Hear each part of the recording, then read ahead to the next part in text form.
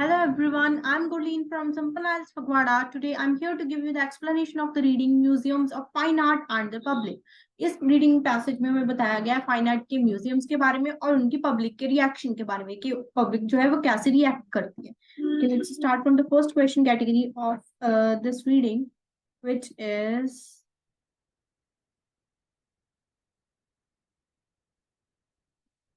here. The first question category is we have to complete the summary by choosing the list of words mentioned below. Okay, let's start from the heading. The value attached to original works of art. के जो value attached है works original जो works है art के उसके साथ attached जो value है उसके बारे में हमें बताया क्या है. Okay, let's start from the first question, which is 27. People go to art museums because they accept the value of seeing an original work of art. कहते हैं कि जो लोग हैं वो आर्ट म्यूजियम्स में जाते हैं क्योंकि वो एक्सेप्ट करते हैं कि जो ओरिजिनल वर्क है आर्ट का उसे देखने की उसकी जो वैल्यू है उसे एक्सेप्ट करते हैं, उसकी वैल्यू को मानते हैं. But they do not go to museums. But लेकिन वो म्यूजियम्स जो है उसमें सिर्फ देखने को जाते हैं, लेकिन जो उन्होंने वहां पे ओरिजिनल मैन्यूस्क्रिप्ट रखी होती हैं नॉवेल्स की उन्हें रीड करने नहीं जाते. परहैप्स बिकॉज दी अवेलेबिलिटी, क्योंकि शायद क्योंकि जो अवेलेबिलिटी है नॉवेल्स की वो किस चीज के ऊपर डिपेंडेंट है, for so long. And also because with novels the dash are the most important thing. के जो लोग हैं वो म्यूजियम्स में जाते हैं ओरिजिनल आर्ट जो वर्क है उसे देखने को, लेकिन जो नॉवेल्स है उनकी ओरिजिनल मैन्यूस्क्रिप्ट्स को पढ़ने नहीं जाते, शायद क्योंकि आजकल जो नॉवेल्स हैं उनकी अवेलेबिलिटी जो है किसके ऊपर डिपेंड करती है. तो ये हमने फाइंड करना है. अगर हम देखें हमारे पास मेन हमारे पास कीवर्ड्स कौन से हैं, that is original manuscripts, novels and ये हमारे पास मेन जो कीवर्ड्स हैं वो उन्होंने बताए हुए हैं. तो अब हम अगर देखें म्यूजियम्स भी हमारे पास कीवर्ड है कि ये इसके बारे में कहाँ पे मेंशन किया है. Let's start from the first paragraph. अगर हम देखें यहाँ पे हमें म्यूजियम की लोकेशन मिलती है, हमें नॉवेल्स की लोकेशन नहीं मिलती, नेक्स्ट में भी नहीं मिलती. इसके बाद अगर हम देखें यहाँ पे हमें नॉवेल की लोकेशन मिलती है, यहाँ पे म्यूजियम की लोकेशन भी मिलती है. इसके बाद actual manuscript that is original manuscript की भी लोकेशन मिलती है. दैट इज हमारा जो आंसर है वो इस पैराग्राफ में हो सकता है. However, if Mona Lisa was a famous novel, few people would bother to go to museum to read the writer's actual manuscript rather than printed reproduction. This might be explained by the fact that novel has evolved precisely because of technological developments that it made it possible to print out huge numbers of text, whereas oil paintings have always been produced as unique objects. वो क्या कहते हैं कि अगर Mona Lisa एक famous novel होता तो बहुत कम जो लोग थे वो म्यूजियम जाते उसका जो एक्चुअल मैन्यूस्क्रिप्ट है उसे रीड करने के लिए, रादर देन अ प्रिंटेड रिप्रोडक्शन, और उसकी कंपैरेटिवली उसकी प्रिंटेड रिप्रोडक्शन को फॉलो करते वो. दिस माइट बी कहते हैं इस फैक्ट को किस तरीके से एक्सप्लेन किया जा सकता है कि जो नॉवल है वो उसे प्रिसाइसली इवॉल्व किया जाता है, दैट इज उसे लिखा जाता है दोबारा से टेक्नोलॉजिकल डेवलपमेंट की वजह से, जो कि जिसकी वजह से हम क्या है आजकल काफी जो नंबर्स में टेक्स्ट को प्रिंट कर सकना पॉसिबल हो चुका है. लेकिन जो ऑयल पेंटिंग्स है उन्हें हमेशा एक यूनिक ऑब्जेक्ट की तरह प्रोड्यूस किया जाता है, दैट इज जिसकी हम कॉपी नहीं प्रोड्यूस कर सकते, ऐसे उन्हें प्रोड्यूस किया जाता है. तो अगर हम देखें हमारा आंसर क्या आएगा कि वो कैसे क्यों जो है वो नहीं जाते हैं रीड करने को, क्योंकि जो नॉवेल्स है उन्हें हम ह्यूज नंबर्स में प्रिंट कर लेते हैं. अगर हम देखें इसके रिलेटेड हमारे पास ऑप्शन क्या दी हुई है, that is novels has dependent on, किसके ऊपर डिपेंडेंट है, वो ज्यादा नंबर्स में प्रोड्यूस किए जाते हैं. तो A option B is mass production. इसलिए हमारा आंसर क्या आएगा, mass production. Mass production means जिससे कि बहुत ज्यादा अमाउंट में प्रोड्यूस किया जाता है.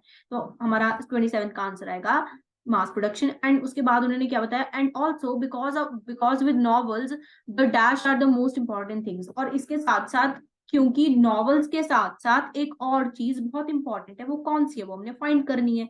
तो अगर हम देखें इसका आंसर हमें नेक्स्ट इसी पैराग्राफ में ही मिलेगा.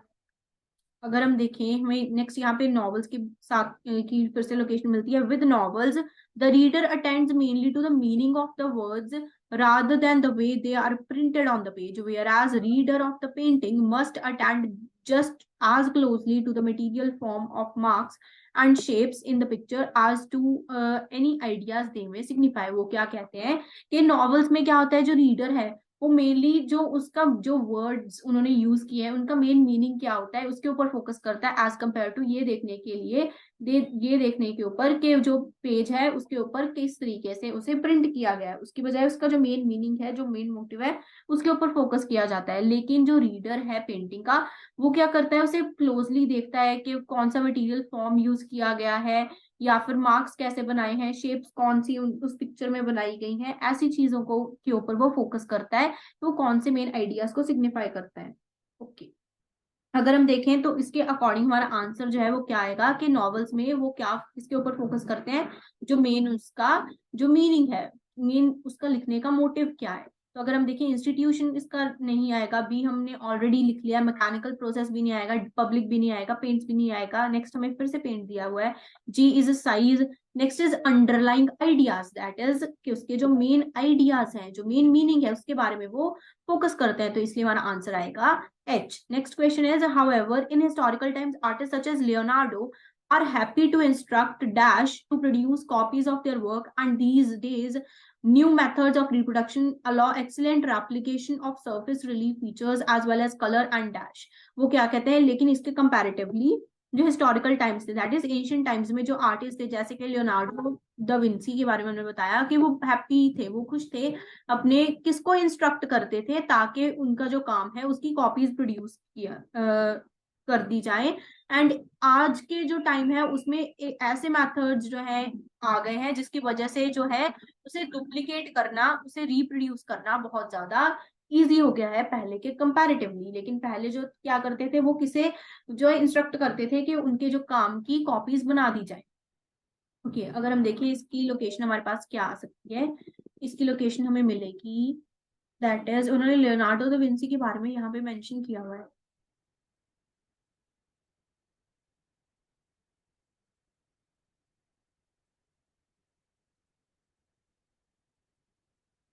यहाँ पे हमें कुछ भी उन्होंने ऐसा मेंशन ही नहीं किया कि वो किसको इंस्ट्रक्ट करते हैं।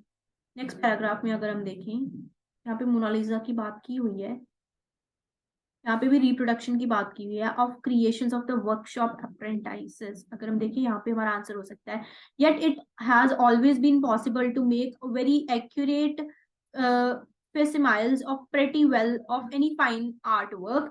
The 7 surviving versions of Mona Lisa bear witness to the fact that in the 16th century, that is उन्होंने past time की बात की, artists seemed perfectly content to assign the reproduction of their creations to their workshop apprentices as regular bread and butter work। वो क्या कहते हैं कि जैसे कि कहते जैसे कि yet it has always been possible, कि ये कहते हैं जैसे कि ये पॉसिबल हो सकता है कि जो पेंटिंग है, जो आर्ट वर्क्स है, उनकी कॉपीज बनाई जा सके। लेकिन जो कहते हैं जो 7 वर्जन्स अवेलेबल है मोनालिसा के, वो इस फैक्ट को विटनेस करते हैं, इसको सपोर्ट करते हैं कि 16th सेंचुरी में जो आर्टिस्ट थे वो परफेक्टली कंटेंट थे, वो जो थे वो कंटेंटेड थे इस चीज को लेके कि वो अपनी जो क्रिएशंस है उन्हें रिप्रोड्यूस करने का काम असाइन करते थे अपने वर्कशॉप अप्रेंटिसेस को, ताकि उनके अभी ब्रेड बटर चल सके। दैट इज अप्रेंटिसेस मींस जो कि उनके साथ में काम करते हैं या फिर जिनको उन्होंने ट्रेनिंग पे रखा होगा, उनको वो अपना काम असाइन करते थे। तो अगर हम देखें अप्रेंटिसेस की, हम हमारे पास इसका जो सिनोनिम क्या हो सकता है, इंस्टीट्यूशन नहीं हो सकता, mechanical process, public, pen, size, basic technology, readers, picture frames, last is assistants. Apprentices means assistants, assistant जो उन्होंने रखे होते हैं हेल्प करने के लिए, हेल्पर्स। तो यहाँ पे हमारा 29 का आंसर आएगा L. Next question is application of surface relief. Next हमारे पास है सरफेस रिलीफ। हमारे पास जो कीवर्ड है वो है सरफेस रिलीफ। उसके बाद उन्होंने कलर मेंशन किया एंड डैश, दैट इज के रिप्रोडक्शन जो है एक्सलेंट हम रेप्लिकेशन कर सकते हैं सरफेस रिलीफ फीचर्स की, कलर की, और उसके साथ साथ और क्या हम आजकल नए मेथड से क्या हम बिल्कुल एक्सेलेंटली जो है कॉपी कर सकते हैं।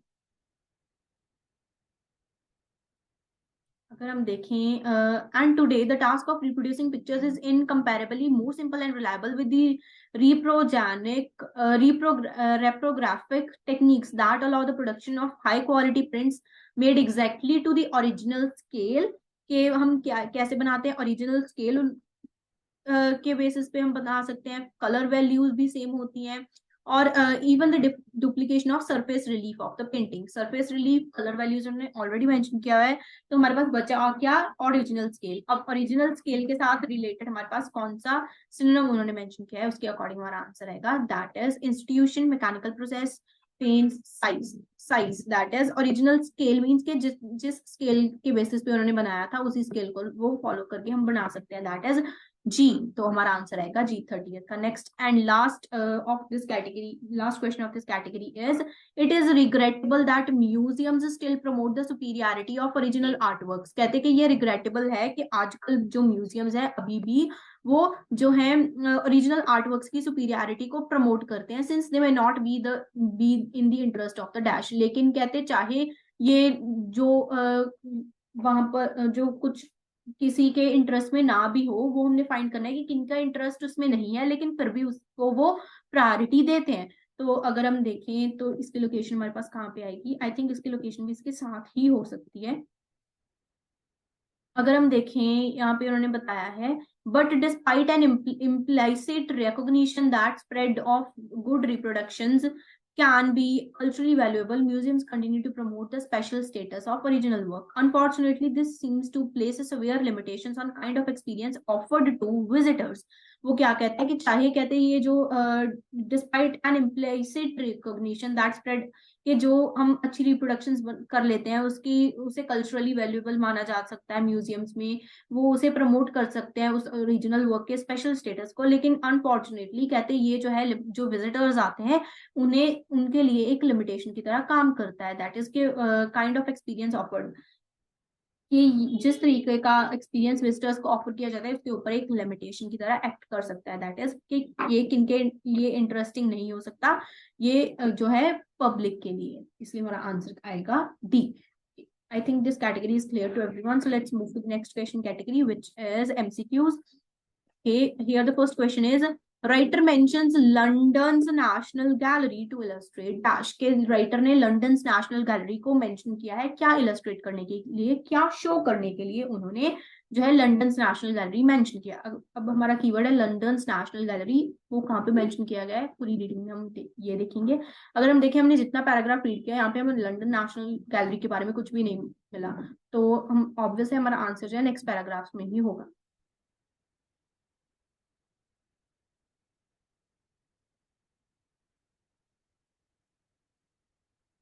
अगर हम देखें यहाँ पे है लंदन नेशनल गैलरी, इसकी लोकेशन हमें मिल गई।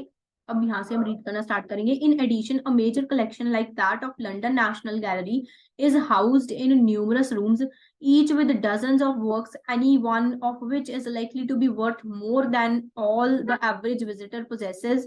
In a society that judges personal status of individuals so much by their material worth, it is therefore difficult not to be impressed by one's own relative worthlessness in such an environment. वो क्या कहते हैं कि जो जैसे कि एक major collection जैसे कि लंदन नेशनल गैलरी है उसमें बहुत सारे रूम्स बनाए गए हैं जिसमें कि बहुत सारे आर्टवर्क्स रखे हुए हैं, any one of which is likely to be worth more than all the average visitor possesses, कि जितना एक विजिटर एवरेज विजिटर पोजेस करता है उससे भी ज्यादा उसकी कीमत हो सकती है, उसकी वर्थ उससे भी ज्यादा हो सकती है इन सोसाइटी। लेकिन कहते हैं एक ऐसी सोसाइटी जिसमें कि लोग जो है किसी का पर्सनल स्टेटस को उसके मटेरियल वर्थ से जज करते हैं, तो उनके लिए ये इतना डिफिकल्ट नहीं होगा कि अपनी वर्थलेसनेस से वो उस ऐसे एनवायरनमेंट में अपनी वर्थलेसनेस से इंप्रेस हो जाए, दैट इज कि अपनी जो ओपिनियन है उसे भी वो वर्थलेस माने।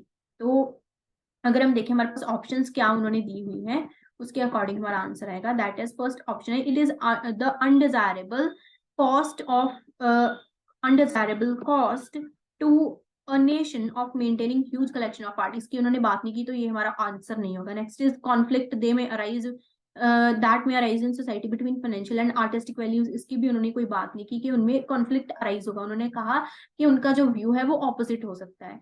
तो the negative effect museum can have on visitors opinions on themselves, इसकी बात उन्होंने की थी कि जो विजिटर का अपना ओपिनियन है उसे भी वो वर्थलेस मान सकते हैं। तो इसलिए मेरा आंसर क्या आएगा, that is C. Next option क्या है, need to put individual wellbeing above large scale, इसकी भी उन्होंने कोई बात नहीं की। दैट्स व्हाई मेरा आंसर आएगा सी। Okay, next question is the writer says that today viewers may be unwilling to criticize because, कहते कि आजकल जो है viewers unwilling है, वो willing नहीं है criticize करने के लिए, क्योंकि क्यों criticize करने के लिए willing नहीं है, इसके साथ related हमारे पास कोई synonym यूज किया हो सकता है या कुछ। अगर हम देखें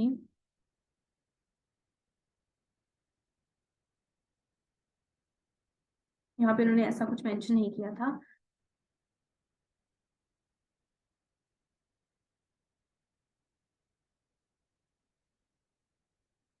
अगर हम देखिए यहाँ पे हमें वर्ड मिलता है डेटर, दैट इज प्रिवेंटेड। तो अगर हम यहाँ से रीड करें, evidently nothing the viewer thinks about the work is going to alter that value, so today's viewers is deterred from trying to extend that spontaneous immediate self-reliant kind of reading which would originally have met the work। वो कहते हैं कि evidently nothing the viewer thinks about the work is going to alter that value, कि जो viewer सोचता है उससे उस चीज की जो वैल्यू है वो चेंज नहीं होगी। एंड सो इसलिए जो आजकल के जो व्यूअर हैं वो ट्राई करते हैं कि वो अपनी जो रीडिंग है, सेल्फ रीडिंग है, दैट इज स्पॉन्टेनियस इमीडिएट, जो खुद अपने बेसिस के ऊपर वो कुछ सोच लेते हैं, उसे वो अवॉइड करते हैं, which would originally have met the work, जो कि उस वर्क के साथ रिलेटेड हो, उसे वो अवॉइड करते हैं, क्योंकि उन्हें लगता है कि जो उनका जो वो सोचते हैं उसकी वजह से उसकी जो रियल वैल्यू है, अगर उसे वो क्रिटिसाइज करेंगे उसकी जो रियल वैल्यू है फिर भी रिड्यूस नहीं होगी।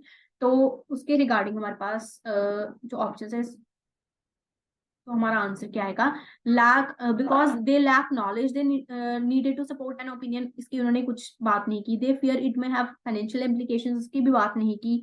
दे have no real concept of the work value, इसकी भी उन्होंने बात नहीं की। They feel their personal reaction is of no significance, यही उन्होंने हमें मेंशन किया था कि अपने जो ओपिनियन है उस के रिगार्डिंग वो क्या सोचते हैं कि उनके ओपिनियन से कोई फर्क नहीं पड़ेगा। तो इसलिए हमारा आंसर आएगा D. Next is according to writer the displacement effect on visitor is caused by, कि राइटर के अकॉर्डिंग जो डिस्प्लेसमेंट इफेक्ट है विजिटर के ऊपर वो किससे होता है। अब इसमें हमारे पास जो कीवर्ड है वो है डिस्प्लेसमेंट इफेक्ट। अब हमने ये फाइंड करना है कि डिस्प्लेसमेंट इफेक्ट विजिटर के ऊपर किसकी वजह से होता है। अगर हम देखें डिस्प्लेसमेंट इफेक्ट के बारे में हमें कहाँ पे मेंशन किया गया है, यहाँ पर तक हमने जितना पैराग्राफ रीड किया है यहाँ पे हमें डिस्प्लेसमेंट इफेक्ट के बारे में नहीं पता चला। नेक्स्ट अगर हम पैराग्राफ देखें यहाँ पे हमें डिस्प्लेसमेंट इफेक्ट के बारे में पता चलता है।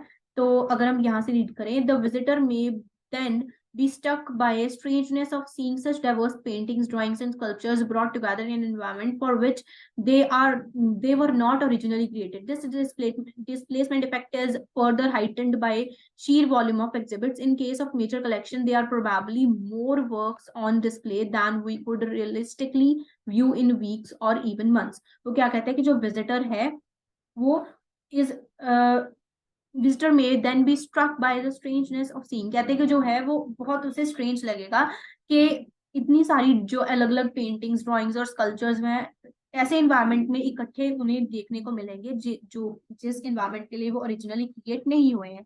ये जो डिस्प्लेसमेंट इफेक्ट है ये और बढ़ जाता है जब किसकी वजह से, जो एग्जिबिट्स हैं जो उनकी वॉल्यूम से, दैट इज के कितने एग्जिबिट्स जो है ऑर्गेनाइज किया जाते हैं। कहते हैं कि अगर जो मेजर कलेक्शन की केस में क्या होता है, देयर आर प्रोबेबली मोर, ज्यादा उन्होंने जो वर्क्स है वो शो किए गए होते हैं देन जितना कि हम सोच सकते हैं, जितना कि हम एक वीक या फिर इवन मंथ्स में भी नहीं देख सकते, उससे कहीं ज्यादा उन्होंने जो है वर्क्स डिस्प्ले किए गए होते हैं, जिसकी वजह से डिस्प्लेसमेंट इफेक्ट होता है। तो अगर हम देखें उन्होंने हमें क्या बताया था, variety of works on display and the way they are arranged, यही तो उन्होंने बताया कि जो अलग अलग तरीके के वर्क्स उन्होंने शो किए होते हैं और जिस तरीके से उन्हें अरेंज किया होता है उसकी वजह से डिस्प्लेसमेंट इफेक्ट विजिटर्स के ऊपर आता है। Impossibility of viewing particular works of art over a longer period, इसकी उन्होंने बात नहीं की। Similar nature of paintings and the lack of great works, इसकी भी बात नहीं की कि similar nature है। Inappropriate nature of individuals work, इसकी भी उन्होंने कोई बात नहीं की। ए या बी ऑप्शन हो सकती थी। अगर हम बी ऑप्शन देखें, उन्होंने कहा है कि impossibility of viewing particular works, कि ये बिल्कुल इम्पॉसिबल है कि हम लंबे टाइम पीरियड में वो उन पर्टिकुलर वर्क्स को देख सके। उन्होंने तो कहा था कि ये पॉसिबल है कि हम लंबे टाइम पीरियड तक देख सकते हैं, लेकिन इतने शॉर्ट टाइम पीरियड में हम नहीं देख सकते। Next question of this reading is, writer says that unlike other forms of art painting does not, कि जो राइटर है वो क्या कहता है कि जो दूसरी आर्ट फॉर्म्स है उनकी तरह ना होके जो पेंटिंग है डज नॉट, कि जो पेंटिंग वो क्या नहीं है। अगर हम देखें अदर फॉर्म्स ऑफ आर्ट और पेंटिंग के बारे में कंपैरिजन उन्होंने किया है, तो इसके बारे में हमें किस पैराग्राफ में मेंशन किया है? अगर हम देखें यहाँ पे हमें आर्ट फॉर्म्स के बारे में मिलता है नेक्स्ट पैराग्राफ में, मींस हमें इस पैराग्राफ में आंसर मिल सकता है। A fundamental difference between paintings and other art forms is that there is no prescribed time over which a painting is viewed. By contrast, the audience encourage an opera or a play over a specific time, which is the duration of the performance.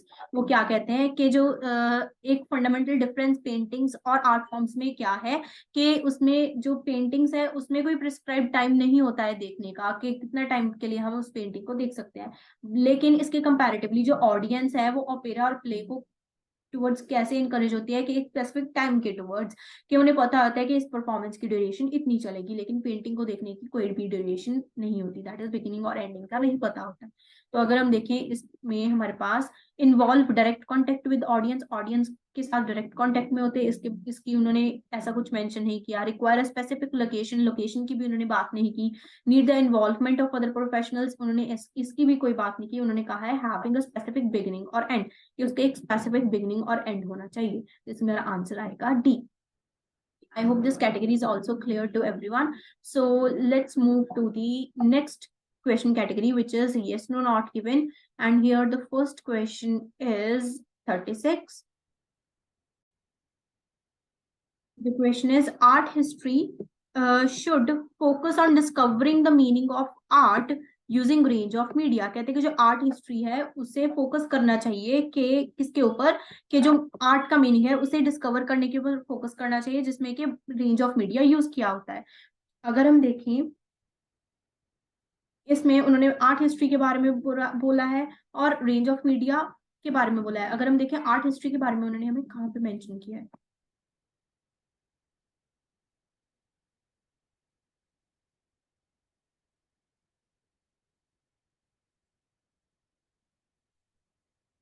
यहाँ पे उन्होंने art historian mention किया, लेकिन यहाँ पे discovering the meaning of art के बारे में बोला है। अगर हम देखें, consequently the dominant critical approach becomes that of the art historian, a specialised academic approach devoted to discovering the meaning of art within the cultural context of its time.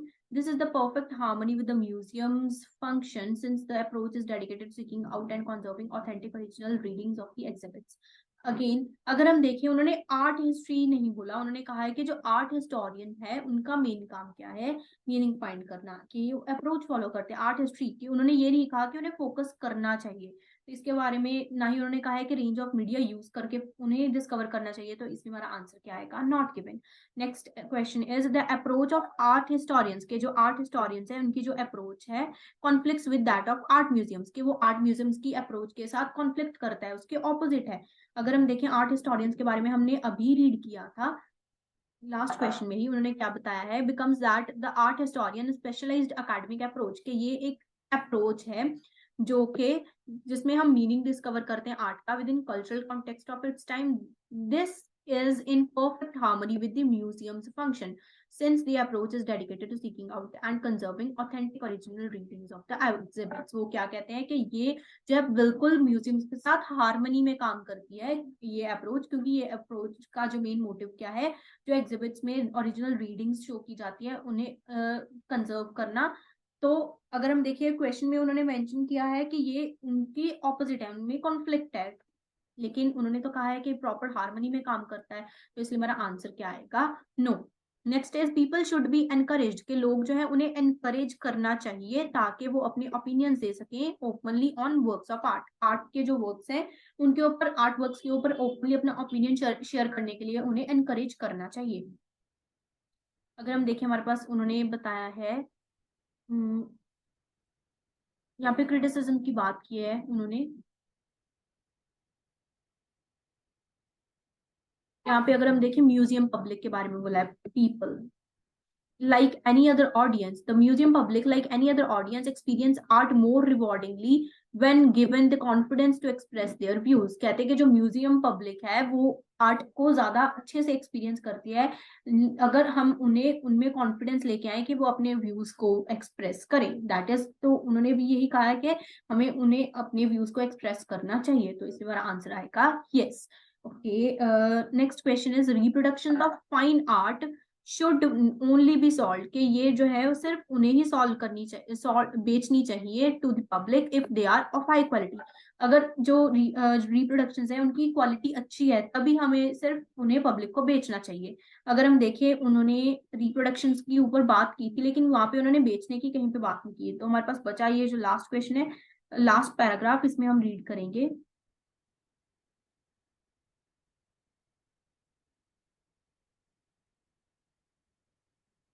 अगर हम देखें यहाँ पे उन्होंने पूरे हमारे जो पैराग्राफ है उसमें कुछ भी ऐसा मेंशन नहीं किया, तो हमारा आंसर आएगा not given.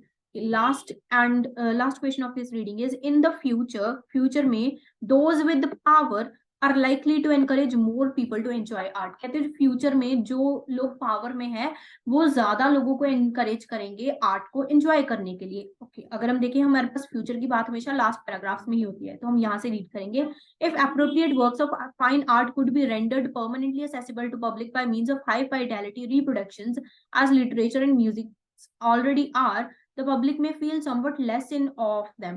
Unfortunately, that may be too much to ask from those who seek to maintain and control the art establishment। कहते हैं अगर हम reproductions को provide करेंगे, जैसे कि म्यूजिक और लिटरेचर है हाई क्वालिटी उन्हें प्रोवाइड अगर कर दें तो वो उन्हें उसका जो क्रेज है वो बहुत कम हो जाएगा। अनफॉर्चुनेटली कहते हैं अगर हम ऐसा जो लोग उसे मैनेज करते हैं, उसे मेंटेन करते हैं या फिर आर्ट एस्टेब्लिशमेंट को कंट्रोल करते हैं, उनसे एक्सपेक्ट करना भी ये डिफिकल्ट है। तो उन्होंने क्या बताया कि ये जो पावर वाले लोग हैं ये उसे एक्सपीरियंस जो उन्हें एनकरेज नहीं करेंगे आर्ट को एंजॉय करने के लिए, क्योंकि उनका जो काम है वो बंद हो जाएगा अगर वो लोगों को इस फॉर्म में एनकरेज करेंगे आर्ट को देखने के लिए। तो आंसर इज नो।